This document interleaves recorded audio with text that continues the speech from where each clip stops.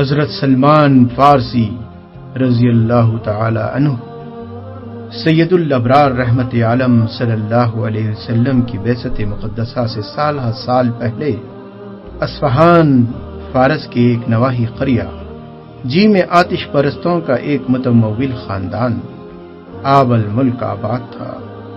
اس گاؤں کا سردار بوس خشاں بن مور سلان آب الملکی دربار ایران میں بڑا رسوخ رکھتا تھا۔ وہ نہ صرف ایک بڑا زمیندار تھا بلکہ ایک بڑے آتش کدے کا محتمم بھی تھا۔ بوس خشاں کا ایک کم سن فرزند مابا نامی تھا جس پر وہ جان چھڑکتا تھا۔ اس نے مابا کی پرورش بڑی ناز و نعمت سے کی تھی۔ والدین کے لاڈ و پیار اور چاو چوچلے کے باوجود یہ بچہ بہت سعادت مند نکلا۔ اس کی طبیعت میں شوخی اور شرارت نام کو بھی نہ تھی اور وہ ایک سادہ اور خاموش طبع لڑکا تھا۔ اپنے ہم عمر لڑکوں میں کھیلنے کے بجائے وہ ہر وقت آتش کدے میں آگ جلانے میں مصروف رہتا اور اس کی کوشش یہی ہوتی کہ آتش کدا ہر وقت روشن رہے اور اس کی آگ کبھی بجھنے نہ پائے۔ ایک دن بوس خشاں نے مابا سے کہا کہ بیٹے آج میں ایک ضروری کام کی وجہ سے کھیتوں میں نہ جا سکوں گا، اس لیے کھیتوں کی دیکھ بھال تمہارے سپرد ہے۔ مابا والد کے حکم کی تعمیل میں فوراً کھیتوں میں چل پڑا۔ راستے میں عیسائیوں کا گرجا تھا۔ اس وقت وہ عبادت میں مصروف تھے اور بآواز بلند مناجات پڑھ رہے تھے۔ مابا ان کی آواز سن کر گرجے میں چلا گیا۔ عیسائیوں کی عبادت کا طریقہ اسے بہت پسند آیا اور وہ اس سے بہت متاثر ہوا اور اپنے مذہب آتش پرستی سے بیزار ہو گیا۔ جب عیسائی عبادت سے فارغ ہوئے تو مابا نے ان کے سردار سے کہا مجھے تمہارا دین بہت پسند آیا ہے، آج سے میں آتش پرستی ترک کرتا ہوں اور تمہارے دین میں داخل ہوتا ہوں۔ عیسائی بہت خوش ہوئے اور انہوں نے اسی وقت اس نوخیز نوجوان کو بپتسمہ دے کر دین مسیحی میں داخل کر لیا۔ مابا کے دل میں جستجو حق کی تڑپ تھی۔ عیسائیوں سے پوچھا دین عیسائی کا مرکز کہاں ہے؟ انہوں نے کہا ملک شام میں۔ مابا نے یہ بات دل میں رکھ لی اور شام تک گرجے میں رہا۔ جب آفتاب غروب ہونے کا وقت آیا تو گھر لوٹا۔ والد نے پوچھا کھیتوں کی دیکھ بھال کرائے ہو؟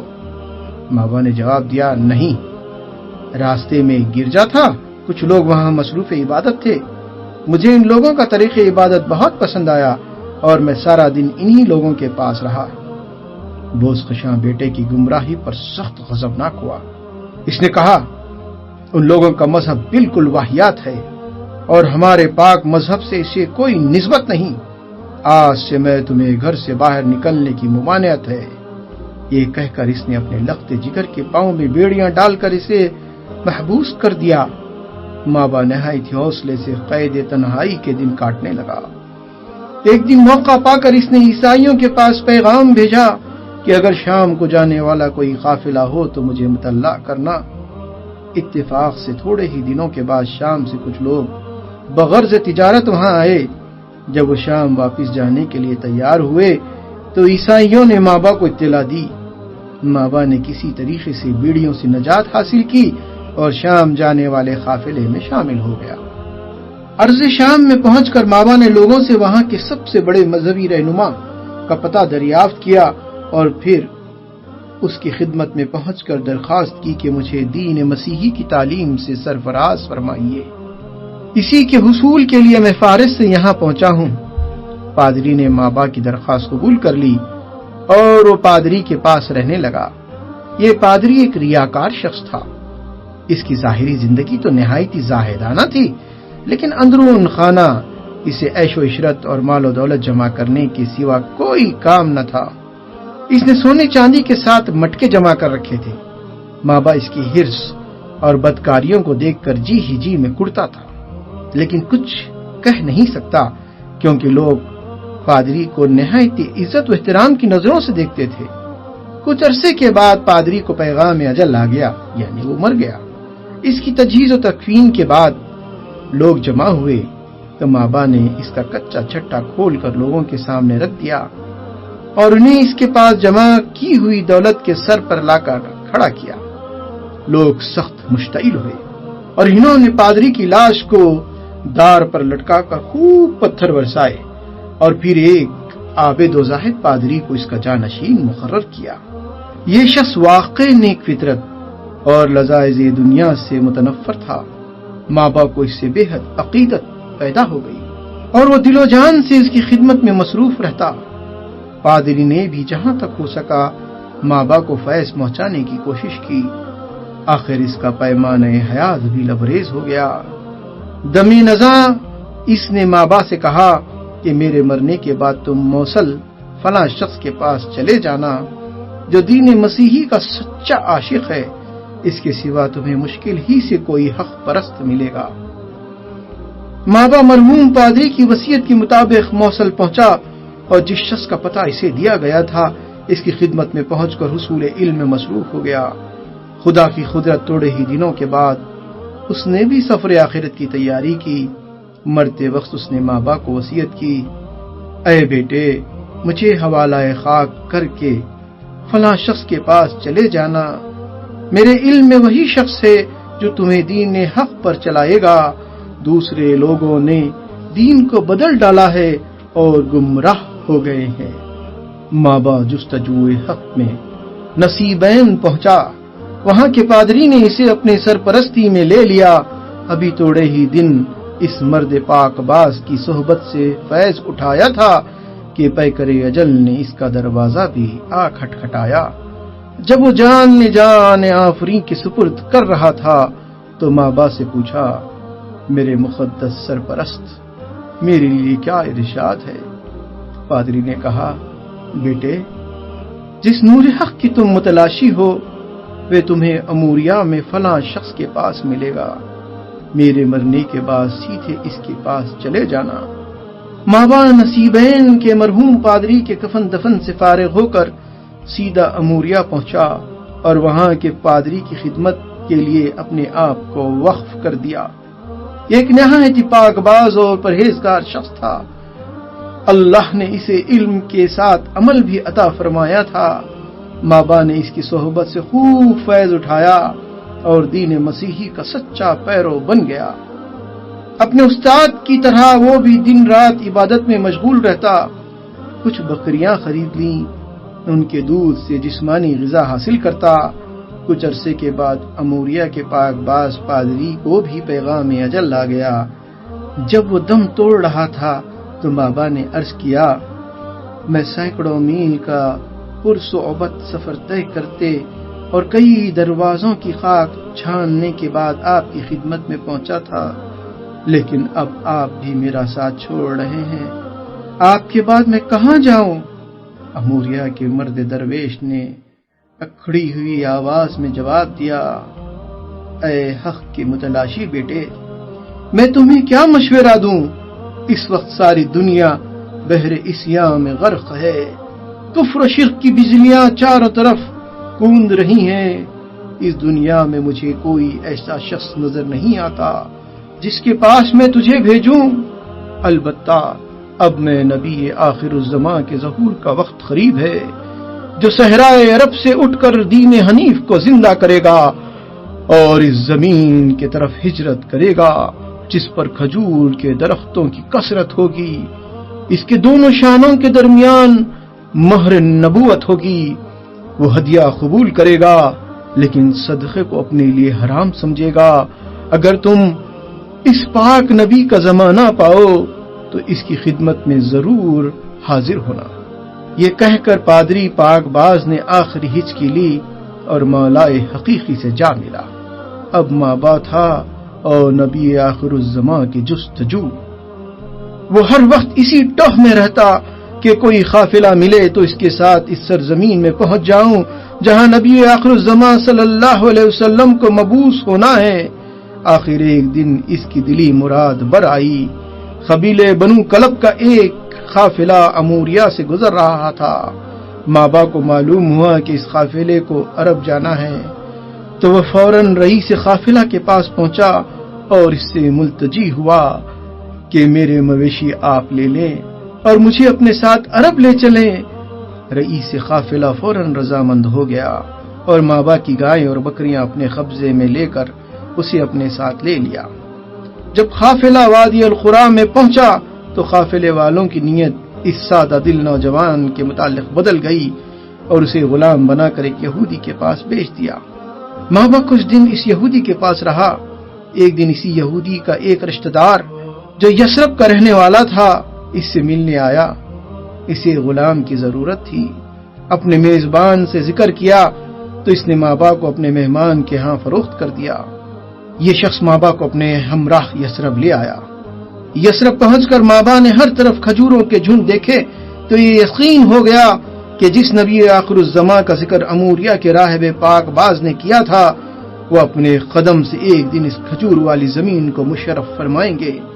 اب وہ دن رات مابا کی کیفیت یہ تھی، شوق دید آنکھوں میں ہے دل میں تمنائے رسول، صدقے مولا دکھا دے روئے زیبائے رسول، ہے بیابان مدینہ ہر قدم خلد نظر، سر میں ہے دیوانہ بطحا کے سودائے رسول۔ آخر ایک دن وہ ساعت مسعود آ گئی جس کا مابا کو ہر گھڑی انتظار تھا۔ وہ اپنی یہودی آقا کے باغ میں کھجور کے درخت پر چڑھ کر کھجوریں توڑ رہا تھا۔ آقا نیچے بیٹھا تھا، اتنے میں ایک یہودی شہر سے بھاگتا ہوا آیا اور کہنے لگا، خدا بنو خیلا کو غارت کر دے، سب کے سب خبا میں ایک شخص کے پاس بھاگے جا رہے ہیں جو مکے سے آیا ہے اور اپنے آپ کو نبی کہتا ہے۔ ان لوگوں نے اس کے دعوے پر یقین کر لیا ہے اور ان کے بچوں عورتوں تک میں ہیجان برپا ہے۔ مابا کے کانوں تک یہ الفاظ پہنچے تو اس کے جسم میں ایک سنسنی سی دوڑ گئی۔ اس کے دل میں گواہی دی کہ میرا مطلوب اور مقصود آ پہنچا۔ بدحواس ہو کر در سے نیچے اترا اور آنے والے یہودی سے بے تحاشا پوچھا، تم کیا کہہ رہے تھے؟ ذرا پھر بیان کرنا۔ اس کا آقا اپنے غلام کے تجسس اور بدحواسی پر چراغ پا ہو گیا۔ زور سے اس کے منہ پر ایک تھپڑ رسید کیا اور کہا، جا کمبخت، اپنا کام کر، تمہیں ان باتوں سے کیا غرض؟ مابا دل پر پتھر رکھ کر خاموش ہو گیا، لیکن متاع صبر و قرار لٹ چکی تھی۔ چند دنوں کے بعد موقع ملا تو کھانے کی کچھ چیزیں خرید کر بارگاہ رسالت میں پہنچا اور یوں عرض ہوا، اے خدا کے برگزیدہ بندے، آپ اور آپ کے ساتھی غریب الوطن ہیں۔ یہ چند اشیاء میں نے صدقے کے لیے رکھی تھی، آپ سے بڑھ کر ان کا مستحق کسی کو نہیں پایا، انہیں قبول فرمائیے۔ حضور نے مابا سے یہ چیزیں لے کر اپنے اصحاب میں تقسیم کر دیں اور کوئی چیز نہ کھائی۔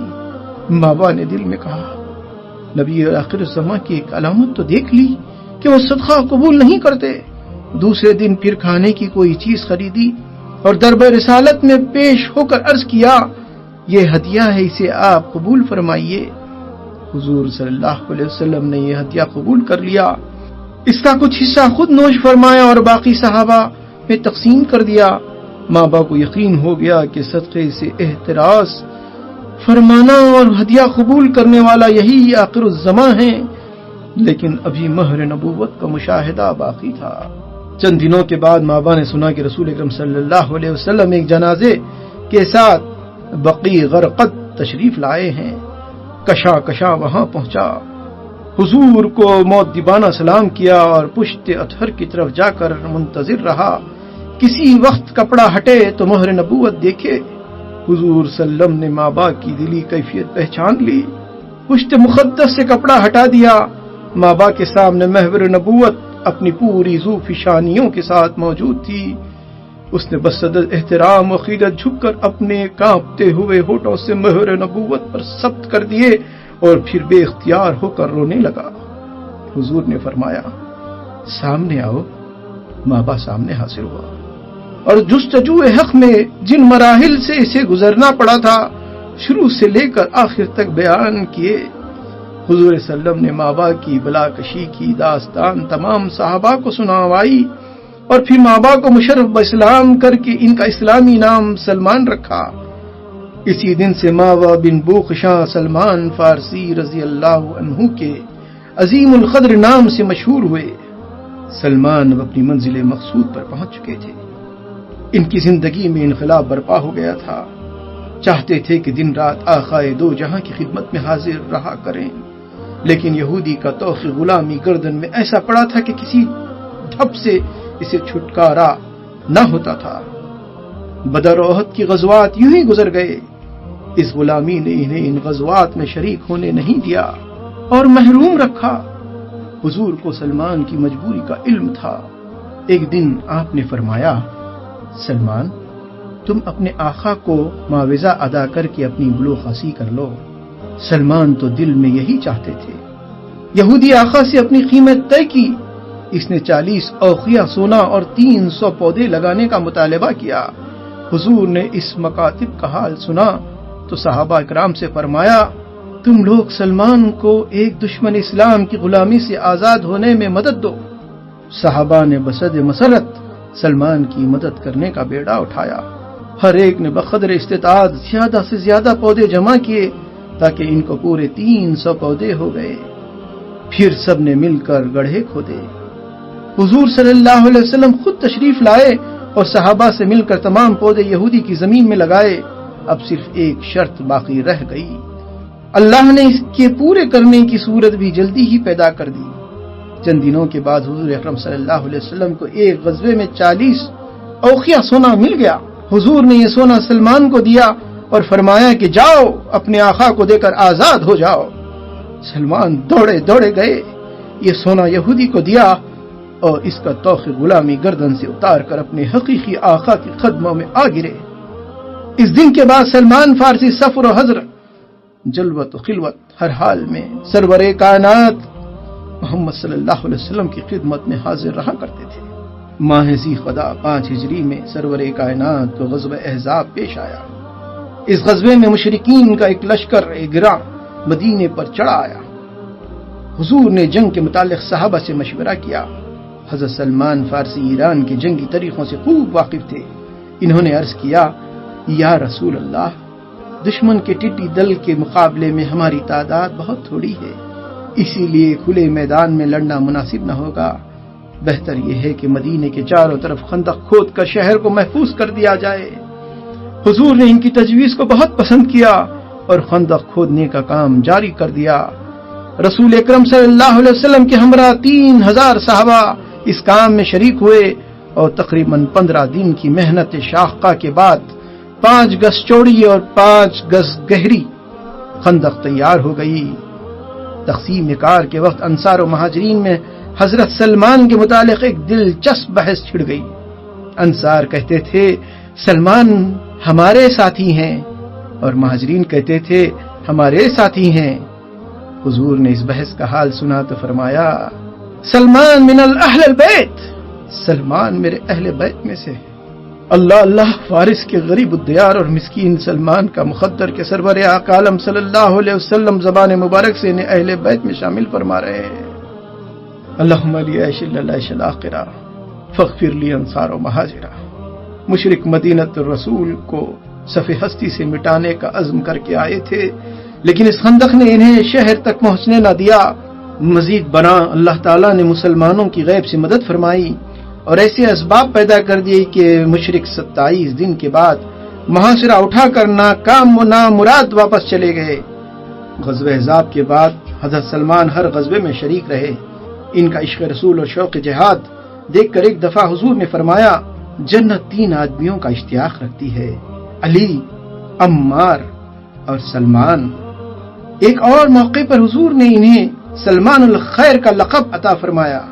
سرور کائنات کی رحلت کے بعد سلمان فارسی نے عرصے تک مدینے میں قیام کیا۔ فاروق اعظم کے عہد خلافت میں انہوں نے عراق کی سکونت اختیار کر لی۔ ایران پر لشکر کشی کے وقت وہ بھی مجاہدین اسلام میں شریک ہوئے اور کئی معرکوں میں داد شجاعت دی۔ فاروق اعظم ان کے مرتبے شناس تھے۔ انہوں نے سلمان کو مدین کا گورنر مقرر فرمایا اور تقریباً 4 یا 5 ہزار درہم ان کی تنخواہ مقرر کی۔ لیکن اس مرد درویش کی گورنری کی کیفیت عجیب تھی۔ وہ تنخواہ ملتی اسے مساکین میں تقسیم کر دیتے اور خود چٹائی بن کر روٹی کماتے۔ چٹائی کی آمدنی کا 1/3 خیرات کر دیتے۔ خطبہ دیتے تو ایک معمولی عبا یعنی جھبا پہن کر، کہیں جاتے تو بغیر زین کے ایک معمولی گدھے پر سوار ہو کر اور ایک تنگ اور چھوٹی سی قمیص میں ملبوس ہو کر لوگ ان کو دیکھ کر ہنستے اور مذاق اڑاتے، لیکن وہ صاف صاف کہہ دیتے خیر و شر کا اندازہ تو اس زندگی کے بعد ہوگا، آج جتنا جی چاہے ہنس لو۔ ان کے پاس اونٹ کے بالوں کا ایک بوسیدہ کمبل تھا، دن کے وقت اسے اپنے بدن پر ڈال لیتے اور رات کو سوتے وقت اوڑھ لیتے۔ جب وہ اپنے درویشانہ لباس میں ملبوس ہو کر نکلتے تو لوگ کہتے گرگ آمد گرگ آمد۔ ایک دن مدین کے بازار میں جا رہے تھے کہ ایک ناواقف شخص نے انہیں مزدور سمجھ کر اپنا سامان اٹھانے کے لیے کہا۔ حضرت سلمان سامان اٹھا کر اس کے پیچھے پیچھے چل دیے۔ راستے میں لوگوں نے دیکھا تو اے صاحب رسول، اے امیر، آپ یہ بوجھ کیوں اٹھا رکھا ہے؟ لائیے ہم اسے پہنچا دیتے ہیں۔ سامان کا مالک ہکا بکا رہ گیا، نہایت شرمندہ ہو کر حضرت سلمان سے معافی مانگنے لگا اور ان کے سر سے سامان اتروانا چاہا۔ حضرت سلمان نے فرمایا بھائی، تو نے یہ سامان اٹھا کر اپنے مکان تک لے جانے کا ارادہ کیا تھا، اب میں اسے منزل مقصود پر پہنچا کر ہی دم لوں گا۔ ایک دفعہ ایک شخص حضرت سلمان فارسی کے گھر گیا، دیکھا کہ وہ اپنے ہاتھ سے آٹا گوندھ رہے ہیں، پوچھا خادم کہاں ہے؟ حضرت سلمان نے جواب دیا کسی کام سے بھیجا ہے، میں یہ مناسب نہیں سمجھتا کہ دو کاموں کا بوجھ اس پر ڈال دوں۔ ایک دن کسی شخص نے حضرت سلمان کو گالیاں دی، آپ نے فرمایا بھائی، اگر قیامت کے دن میرے گناہوں کا پلہ بھاری ہو گیا تو جو کچھ تو نے کہا ہے میں اس سے بھی بدتر ہوں، اور اگر میرے گناہوں کا پلہ ہلکا ہوا تو تیری بات سے مجھے کیا ڈر ہے؟ ایک دن ایک شخص نے حضرت سلمان سے کہا کہ آپ بے گھر اور بے در ہیں، میں آپ کے لیے مکان بنانا چاہتا ہوں۔ حضرت سلمان نے انکار کر دیا، لیکن وہ شخص پہم اصرار کرتا رہا۔ حضرت سلمان نے فرمایا بھائی، اگر تمہیں میرے لیے مکان ضروری ہی بنانا ہے تو اس طرح کا بناؤ کہ اگر لیٹوں تو پیر دیوار سے لگیں اور اگر کھڑا ہوں تو سر چھت سے مل جائے۔ اس شخص نے ان کی خواہش کے مطابق مختصر سی جھوپڑی بنا دی۔ حضرت سلمان نے 35 ہجری کے بعد عہد خلافت امیر المومنین حضرت عثمان ذو النورین میں وفات پائی۔ کتب سیرت میں ان کی عمر کے بارے میں مختلف روایتیں ہیں، مثلا 80 سال، 150 سال اور 250 سال۔ حافظ ابن حجر نے اصحابہ میں 250 سال والی روایت کو ترجیح دی ہے۔ مرض الموت میں حضرت سعد بن ابی وقاص ان کی عیادت کے لیے گئے۔ حضرت سلمان زار و خطار رونے لگے۔ حضرت سعد نے پوچھا ابو عبداللہ؟ حضرت سلمان کی کنیت تھی۔ رونے کا کون سا محل ہے؟ رسول کریم صلی اللہ علیہ وسلم تم سے راضی رخصت ہوئے، اب تو خلد بری میں اپنے آقا سے ملاقات ہوگی۔ حضرت سلمان نے جواب دیا خدا کی قسم میں موت سے نہیں گھبراتا اور نہ مجھے دنیا کی خواہش ہے، بلکہ اس کے لیے روتا ہوں کہ سرور کائنات نے مجھے عہد لیا تھا کہ دنیا جمع نہ کرنا اور دنیا سے اس طرح جانا جس طرح میں جاتا ہوں۔ اب میرے پاس اسباب جمع ہو گیا ہے اور مجھے ڈر ہے کہ کہیں اپنے آقا کے جمال سے محروم نہ ہو جاؤں۔ یہ اسباب جس کی وجہ سے حضرت سلمان فارسی گریہ وزاری کر رہے تھے محض ایک بڑے پیالہ، ایک لوٹا، ایک بوسیدہ کمبل اور ایک تسلیہ پر مشتمل تھا۔ تکیے کی جگہ سر کے نیچے 2 اینٹیں رکھی ہوئی تھی۔ آپ نے حضرت سعد اور دوسرے لوگوں کو نصیحت کی کہ ہر حال میں خدا کو یاد رکھو اور کوشش کرو کہ حج یا جہاد کرتے ہوئے یا قرآن پڑھتے ہوئے جانے جانے آفرین کے سپرد کرو اور خیانت کی حالت میں نہ مرو۔ حضرت ابو عبداللہ سلمان فارسی کا شمار ان جلیل القدر صحابہ میں ہوتا ہے جن کو بارگاہ نبوت میں خصوصی تقرب حاصل تھا اور جو اپنے علم و فضل، عشق رسول، فہم تدبر، زہد و ورع اور تفقہ فی الدین کی بدولت صحابہ کرام کے مقدس جماعت میں امتیازی شان کے حامل تھے۔ حضرت سلمان کی جلالت قدر پر مسلمانوں کے تمام مکاتب فکر کا کامل اتفاق ہے۔ ان کے علم و فضل پر سب سے بڑی شہادت خود سرور کائنات کا یہ ارشاد سلمان علم سے لبریز ہے۔ باب العلم حضرت علی کرم اللہ وجہ سے ایک مرتبہ حضرت سلمان کے بارے میں پوچھا گیا تو آپ نے فرمایا سلمان علم و حکمت میں لقمان حکیم کے برابر ہیں۔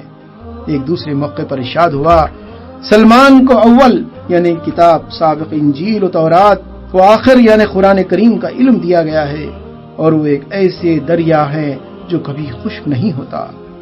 علامہ ابن سعد کا بیان ہے کہ امام فقہا علم ربانی حضرت معاذ بن جبل انصاری نے ایک مرتبہ اپنے شاگرد کو وصیت فرمائی کہ علم 4 آدمیوں سے حاصل کرنا۔ ان چاروں میں ایک حضرت سلمان تھے۔ حضرت سلمان کو سرور کونین سے والہانہ محبت تھی۔ وہ اپنے وقت کا بیشتر حصہ حضور کی خدمت میں گزارتے تھے اور مقدور بھر فیضان نبوت سے بہریاب ہوتے تھے۔ بارگاہ رسالت میں ان کے تقرب خصوصی پر بعض اوقات امہات المومنین کو بھی رشک آتا تھا۔ ام المومنین حضرت عائشہ صدیقہ فرماتی ہیں کہ سلمان رات کو رسول صلی اللہ علیہ وسلم کی خدمت میں اتنی دیر تک رہتے کہ ہمیں ازواج کو اندیشہ ہوتا کہ کہیں ہمارے حصوں کا وقت بھی سلمان کی معیت میں نہ گزر جائے۔ حضرت سلمان پر حضور کی شفقت کا یہ عالم تھا کہ آپ نے انہیں مجیس النسل اور غریب الدیار ہونے کے باوجود اپنے اہل البیت میں شامل فرمایا۔ صحیح مسلم میں ہے کہ ایک دفعہ حضرت سلمان اور حضرت بلال اور حضرت صہیب ایک جگہ اکٹھا بیٹھے تھے۔ اتفاق سے ابو سفیان ان کے پاس سے گزرے۔ ان تینوں بزرگ نے کہا، خدا کی کوئی تلوار اس دشمن خدا کی گردن پر نہیں پڑی۔ حضرت ابوبکر صدیق بھی کہیں قریب تھے۔ انہوں نے فرمایا، یہ شخص قریش کا سردار ہے، تمہیں ایسی سخت بات اس کے بارے میں نہیں کہنی چاہیے۔ تینوں بزرگوں نے صدیق اکبر کے ارشاد کو پسند نہ کیا۔ حضرت ابوبکر صدیق نے یہ واقعہ حضور کی خدمت میں عرض کیا تو آپ نے فرمایا، شاید تم نے ان لوگوں کو ناراض کر دیا۔ انہیں ناراض کرنا گویا خدا کو ناراض کرنا ہے۔ حافظ ابن عبد البر استیاب میں یہ روایت درج کرتے ہیں کہ ایک دفعہ رسول اکرم صلی اللہ علیہ وسلم نے فرمایا، اللہ تعالیٰ نے مجھے 4 آدمیوں کے ساتھ محبت رکھنے کا حکم دیا ہے اور مجھے خبر دی ہے کہ وہ اللہ بھی ان سے محبت رکھتا ہے۔ پوچھا گیا، وہ کون ہے؟ فرمایا، علی، مقداد، سلمان اور ابو ذر۔ مستدرک حاکم میں خود حضرت سلمان سے مروی ہے کہ میں ایک دفعہ رسول اکرم صلی اللہ علیہ وسلم کی خدمت میں حاضر ہوا۔ اس وقت آپ ایک تکیے سے ٹیک لگائے بیٹھے تھے۔ آپ نے اس کو میرے سامنے ڈال دیا اور فرمایا، اے سلمان، اگر کوئی مسلمان اپنے مسلمان بھائی سے ملنا چاہے اور وہ اسے عذراہ تعظیم اس کے لیے اپنا تکیہ پیش کرے، خدا اس کی مغفرت فرمائے دے گا۔ حضرت سلمان ایک مرتبہ حضرت عمر فاروق کے پاس گئے تو انہوں نے بھی عذراہ تکریم اپنے پشت کا تکیہ سلمان کو پیش کر دیا۔ حضرت سلمان نے حضرت عمر کو دعا دی اور وہ واقعہ بیان کیا جس میں حضور نے انہیں اپنا تکیہ مرحمت فرمایا تھا۔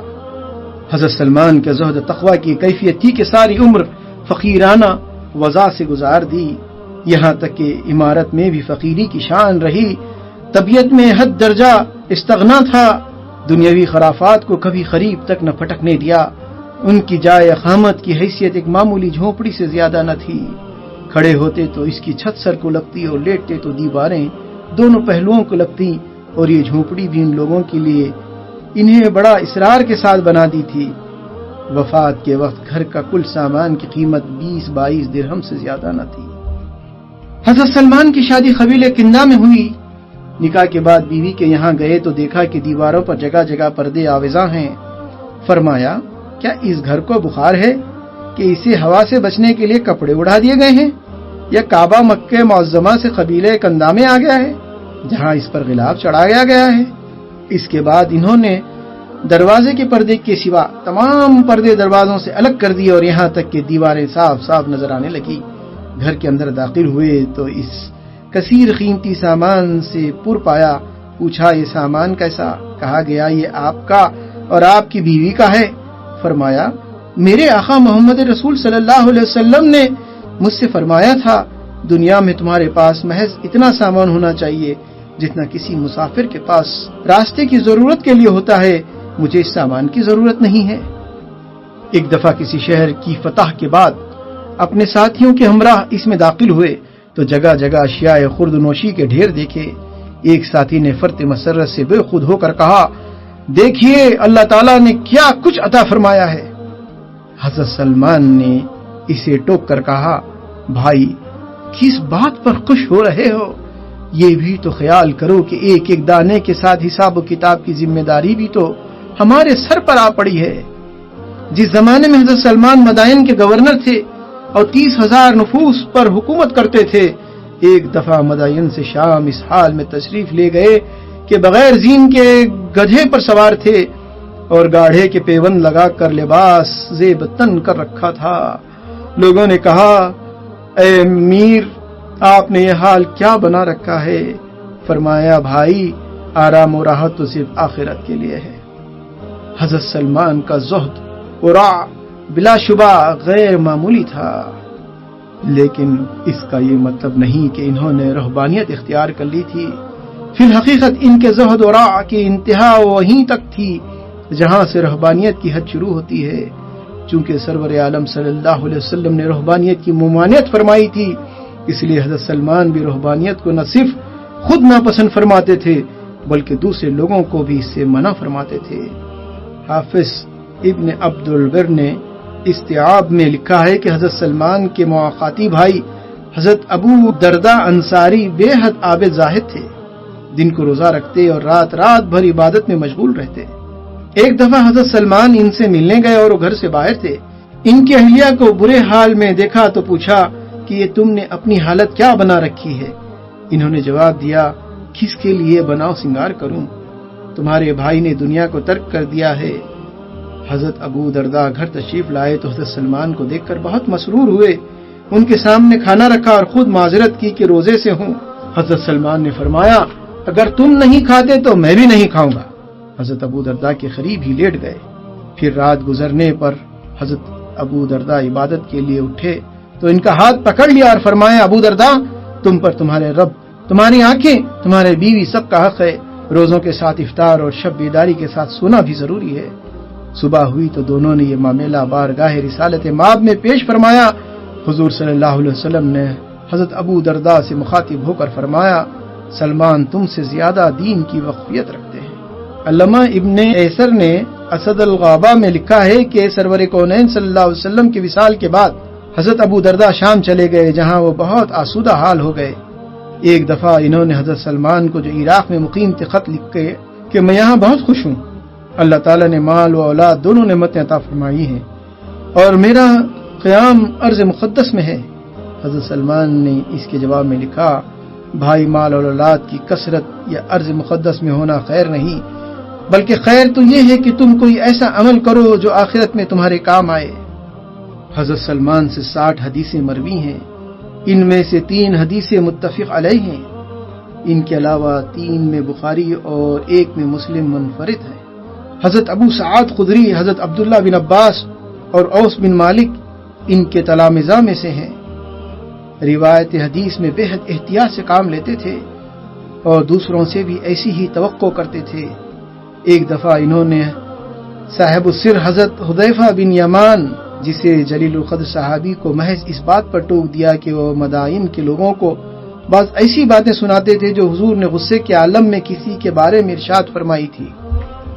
انہوں نے حضرت حذیفہ سے فرمایا، کیا تمہیں علم نہیں کہ رسول صلی اللہ علیہ وسلم نے فرمایا تھا کہ الہی، اگر غصے کی حالت میں کسی کے متعلق میرے منہ سے سخت کلمہ نکل جائے تو اس کو بھی اس کے حق میں خیر کر دینا۔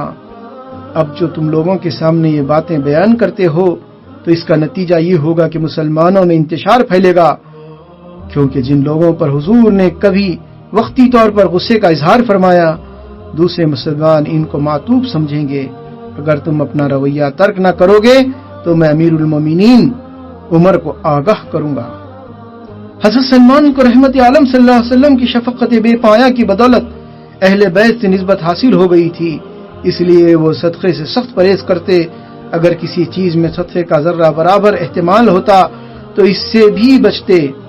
خوف آخرت کا عالم یہ تھا کہ خود بھی اس سے لرزہ باندام رہتے اور لوگوں کو بھی اس کی یاد دلاتے رہتے۔